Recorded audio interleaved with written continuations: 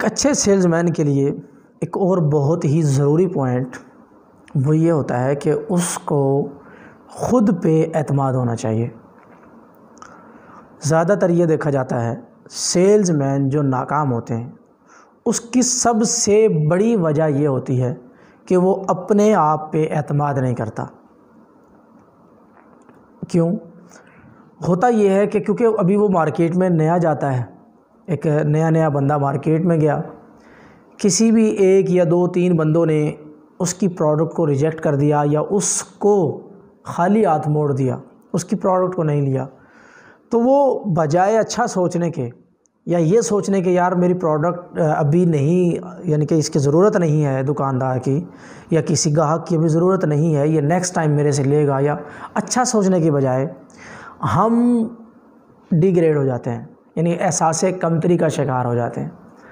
हम अपने आप पे एतमाद नहीं कर रहे होते, हम अपना एतमाद खो देते हैं। तो ये एक बहुत बड़ा मसला है।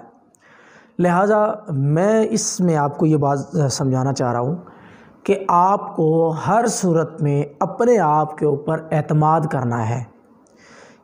एतमाद क्या करना है? वो ये करना है कि चाहे कोई अमीर है, चाहे कोई गरीब है, चाहे कोई छोटी दुकान वाला है, चाहे कोई बहुत बड़ी दुकान वाला है, चाहे कोई सिंपल एक ग्राहक है, आपको ये बात माइंड में रखनी है और अपने आप को इस काबिल समझना है कि मैं हर एक को अपनी चीज़ सेल कर दूंगा और हर बंदा मेरी चीज़ को लेगा, हर बंदा मेरी बात सुनेगा।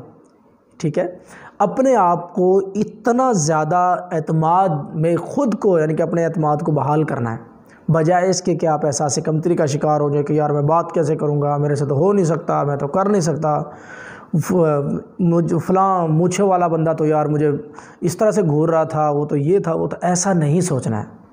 चाहे किसी भी किस्म का बंदा हो, आपको यही समझना है कि इस टाइम पे सबसे ज़्यादा पावरफुल मैं हूँ, सबसे ज़्यादा एतमाद मुझ में है, मैं एक हीरो हूँ, मैं ये सब कुछ कर सकता हूँ। कोई ऐसा काम, यानी कि कोई ऐसी चीज़ नहीं है जो मैं ना बेच सकता हूँ, या कोई ऐसा बंदा नहीं है जिसको मैं अपनी चीज़ ना बेच सकूँ। आपको इस तरह से सोचना है और इस तरह से अपने आप को फील करवाना है कि आप वाकई कोई बहुत बड़ी चीज़ है। ठीक है, कोई भी बड़े से बड़ा पहलवान होगा, बड़े से बड़ा बंदा होगा, मैं उसको अपनी चीज़ बेच के आ जाऊंगा। अब ये चीज़ कहाँ से आएगी, कैसे सोचेंगे आप?